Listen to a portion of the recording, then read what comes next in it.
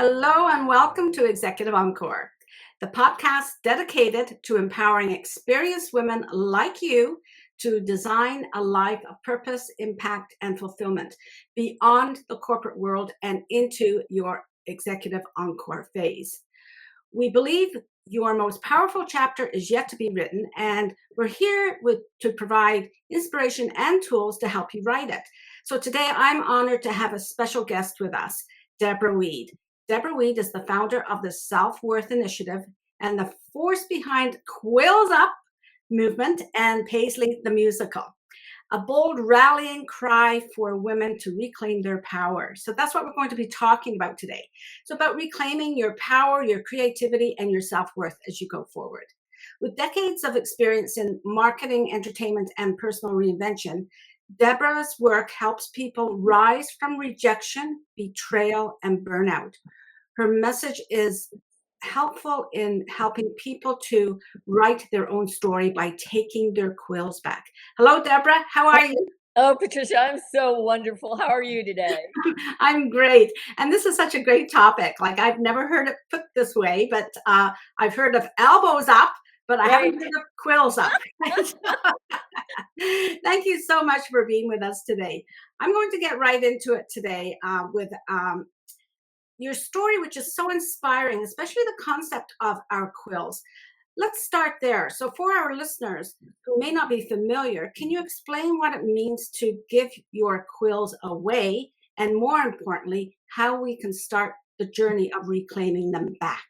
Yes, absolutely. So it started with me writing a story, and I needed a protagonist, the perfect protagonist. And for me, it was the whole idea of a porcupine, because porcupines use their quills to protect themselves. So in my imagination, I created Paisley, and Paisley was a porcupine who dreamed of being an animal fashion designer, but in the fashion world, in the animal fashion world, porcupines are seen as pincushions.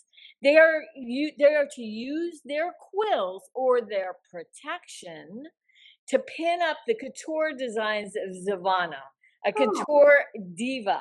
So to me, the whole idea of giving one's quills away was the perfect metaphor for how women give away our power. And we do. We give away our quills one by one. And in my storyline, Paisley gives up all of her quills until she's down to the last one. And she's always helping others, not realizing that the protection that her momette or mother always hoped for her was being given away little by little. That is a powerful metaphor, and it's not what I thought exactly, but I'm envisioning as we give our quills away, eventually we're stripping ourselves of everything that is meaningful for us, right? It speaks directly to so many women who, after a long, successful career and building their empire, their family, and everything, they feel they've given up so much of themselves, they've stripped it away, and they've lost touch with all their unique gifts that they have. It truly is a call to action to rediscover what makes us shine. So I thank you for that great metaphor and also a great description so that we can understand exactly what's meant by that. Now, I know that your father was a significant source of wisdom in your life, same as mine. Could you share some of the sage advice that your father gave you about reinvention and how it has guided you through your own transitions? Oh, absolutely. He was like a Yoda dad, Patricia. He Yoda was dad. amazing. And so he taught me so much, but this is one of the things that I'd like to offer today.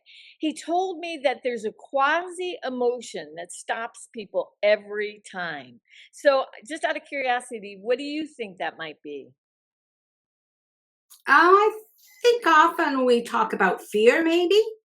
Most people will say fear. And I thought the same thing. I thought the same thing as you. But he said, no, it's disappointment. And let me tell you why. Oh, Let me tell you why. when you're excited about something, so you go after it, and all the adrenaline, endorphins, oxytocin, everything is like, really humming in your body, and you're excited. And then you hit an obstacle. And when you hit the obstacle, you don't realize it. It's not conscious, but all those feel good chemicals leave your body. And when they leave your body, you don't feel good, right? But in our Mhm. society, it's like, especially women, it's like, okay, I'm going to try again, that positive thinking, let me go. And so you try again, and you get the same kind of chemical reaction because he really, really solidified in me that we are chemical factories. We're walking, talking chemical factories. And so you try again, and once again, those chemicals get depleted. And he said, Deborah, I truly believe that most people, after they get disappointed numerous times, they flatline and they never try again. Mm. Now, why? They're subconsciously, they don't realize it. But the reason he told me that happens is because it feels so bad to have those chemicals depleted. You don't even know what that is. So you and I would call that failure, right? We Mhm. would say, oh, no, no, I failed, so I can't do that. And I'm like, Mhm. oh, but Dad, if this is true, if what you're saying is the truth, then how do you get beyond that? And he said, this is where fake it till you make it comes in. Because you have to override the chemical reaction and the emotions that you're having. And so that was so invaluable to me because I don't know about you, Patricia, but I have been disappointed so many times. Mhm. Mhm. And yet now I realize that no matter what the chemical reaction, no matter what I'm quote unquote feeling, no matter if I feel like it's failure, it really isn't. It's just an opportunity to override what I thought I was capable of and see if I could do it. Mhm. So disappointment can come from the external forces as well, right? You're trying hard, you do succeed, but if you don't get the feedback that you would anticipate, that could be great disappointment as well. And then that stops you from trying even harder, doesn't it? Tremendous disappointment happens, Yeah. and it happens every day when you think about it. You get Yeah. disappointed in relationships, in business, in everything, Yeah. and it hurts. It really, It really hurts. does. It really does hurt. Yes. I had a guest on last week about disappointment around birthdays and how to make your birthday happy again, right? And it's usually because we've experienced some kind of disappointment where we're not interested in going through that pain again, are we? So, that's why many of us avoid our birthday or we sabotage it. But yeah, that's more powerful than fear because fear, you can overcome fear with excitement, but you can't, I don't think you can get over disappointment with excitement because then you're afraid of being disappointed again, right? Well, that's the point. You don't, but Mhm. you're not conscious of it. That's what he No. really pointed out to me. It's not something like I said, I have just come up with something that's really helping me. And it's like the difference between failure and regret. So look at this, Yeah. Patricia. Okay. Failure, let's go with failure. Pretend that we're planting a seed in the ground and our hands are getting really dirty and we're learning things, but guess what? A surprise flower just might come up, but regret, you never plant a seed. So guess what? No surprise flowers. Okay. Hit me with that one again. In other words, with regret, you don't try. You don't Uh-huh. try, and then at the end of your life, you're regretting, but there's no surprise there's nothing that can come out of it. But failure, when we're so afraid of failure, we're so afraid to try, right? So Mhm. we don't, and we miss half of life.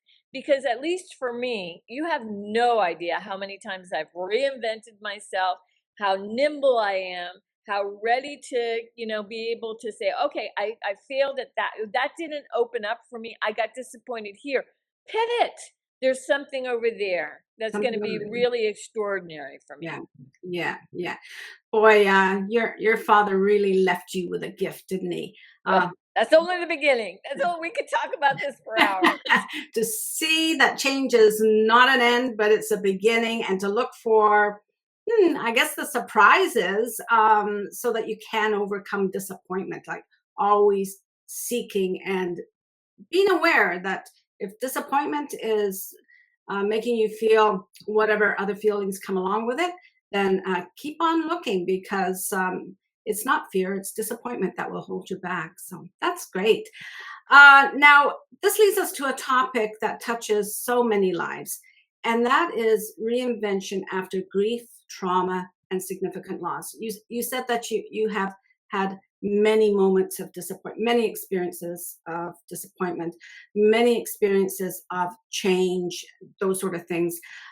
This can be like the loss of a career, for our listeners, or it could be the loss of a loved one, or even a version of ourselves that we once knew, right? We have a new version of ourselves every day when we look in the mirror. But if we compare it with when we were young, then we feel that loss.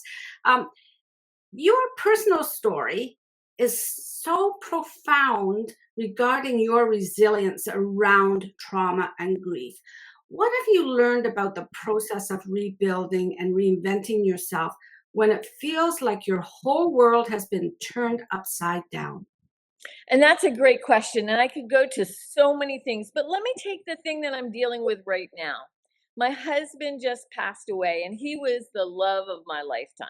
We had 33 years together.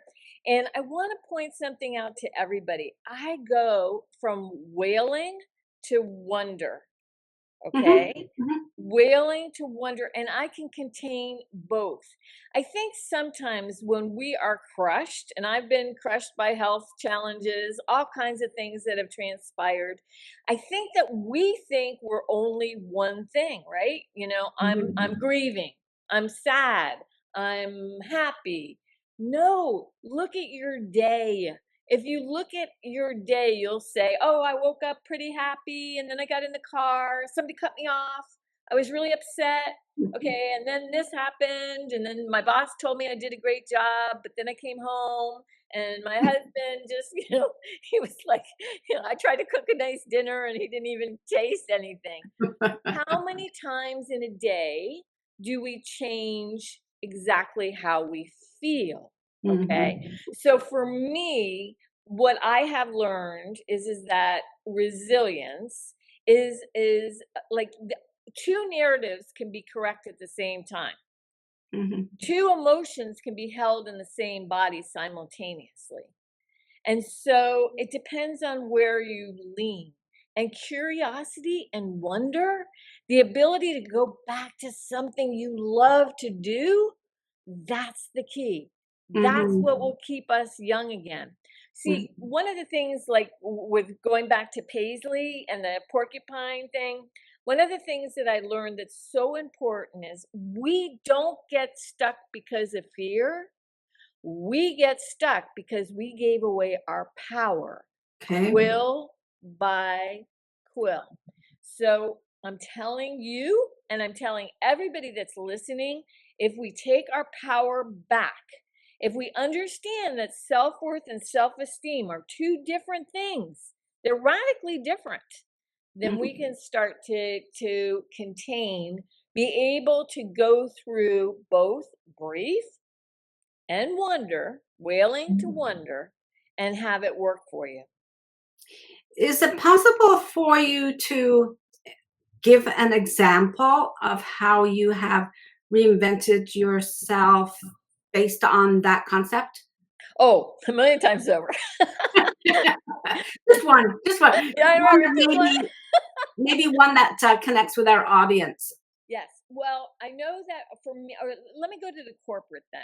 All right. Let me go to the corporate. I have been the director of development for Citibank, 19 branches.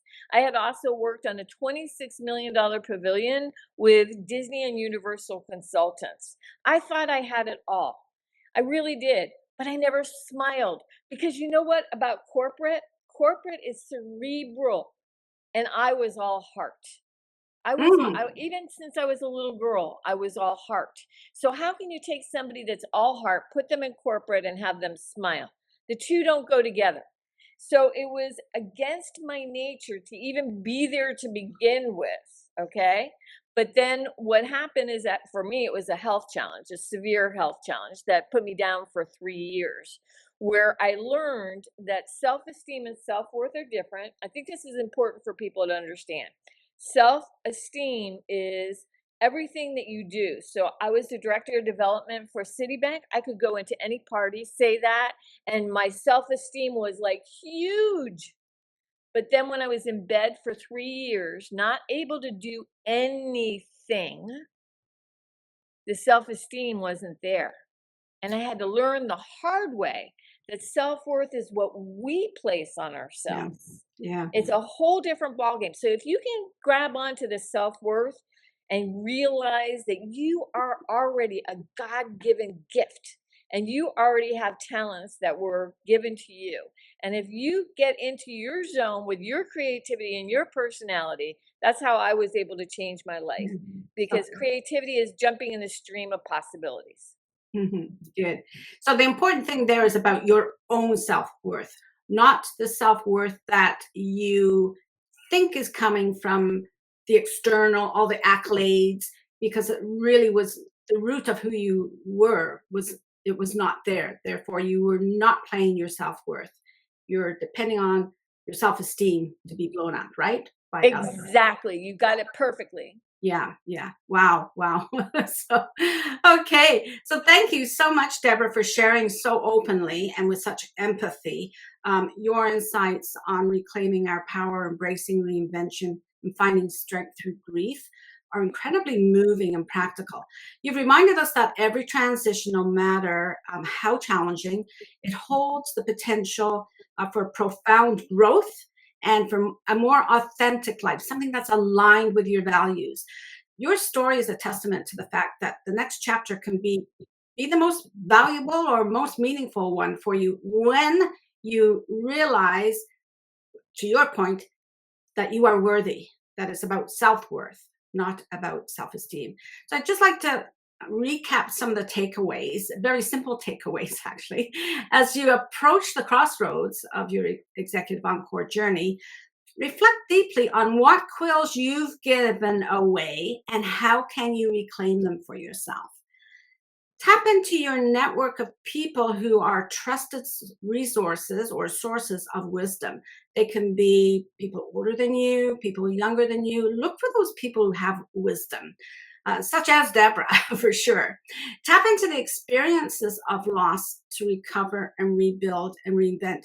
There are nuggets there, or little flowers, as Deborah said. There are nuggets of wisdom in every one of those experiences. Deborah, thank you once again for your time and for your wisdom. It's been an absolute honor. There's always a question that I ask my guests, and could you share with our audience a moment? I know you've had many, but a moment of profound wisdom when you recognized that you were ready to remaster your life and work intentionally. I would say it's now. And the reason why, yeah, Yes. I would say it's now because I am literally going for Broadway on a musical that I'm creating. I'm a grandma, I'm a little bit older now. And I've had a very successful career. But you know what? Here's the thing that I need everybody, the listeners, to have as a takeaway. The last 5 years has been a slog with everything that my husband and I have gone through with health. And Mhm, sometimes when mhm. we're challenged in a very big way, you know what happens? It's like a slingshot.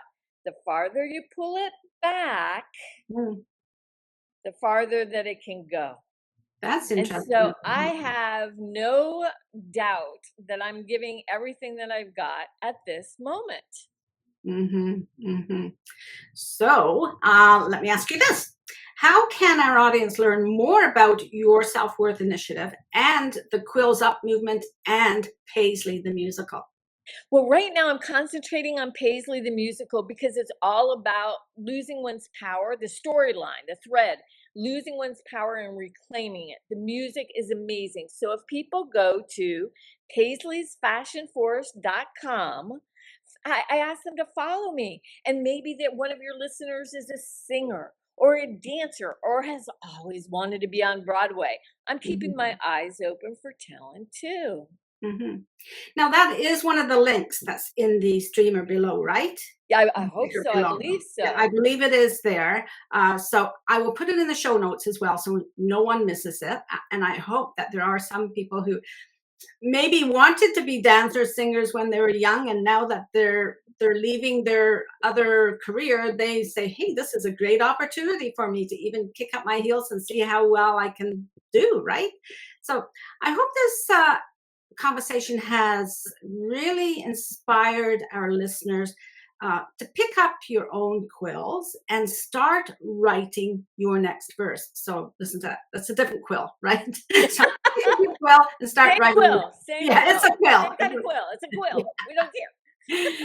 If this conversation resonated with you, please subscribe to the Executive Encore wherever you listen to podcasts, and also subscribe to YouTube or watch it on YouTube. Leave us a review. It helps for other women to find us so that they can join the community as well. For more resources and to join the conversation, you can also visit my website at patriciamuir.com and follow me on YouTube and on LinkedIn. Contact me by email for information about joining the new launched Executive Encore Network, launching October 1st. This is Executive Encore Network for Women. It's a membership and community of women who are proving every day that our best chapters are still yet to be written. I think I'm going to buy a special quill after this conversation. I'm going to take back one of my quills. And finally, subscribe to the Sunday Encore newsletter today. You will see the QR code up in the corner. You can use that, or you can go onto my website and sign up for the newsletter, because that will link you to Deborah's story that continues this week through the blog, and then the newsletter on Sunday. Deborah will be featured in the blog and the newsletter. The newsletter is Sunday, October 5th. It's a big week here at Executive Encore, a launch and this newsletter. When you subscribe to the newsletter, you'll also receive VIP access to resources and offers that are offered by our podcast guests, exclusive only to Executive Encore members. So Deborah is going to provide an an exclusive offer for Executive Encore, and it will be in the newsletter. So please don't miss that opportunity. Again, visit my website, read the weekly blog, and follow me on LinkedIn. Visit Deborah on her website and on her social media as well. And all links will be in the show notes.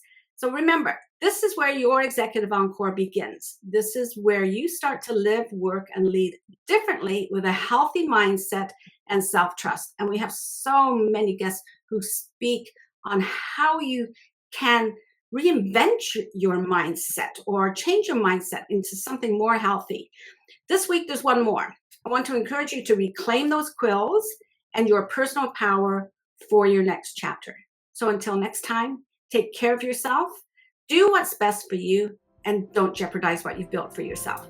That's my dad's wisdom. Bye-bye. Bye.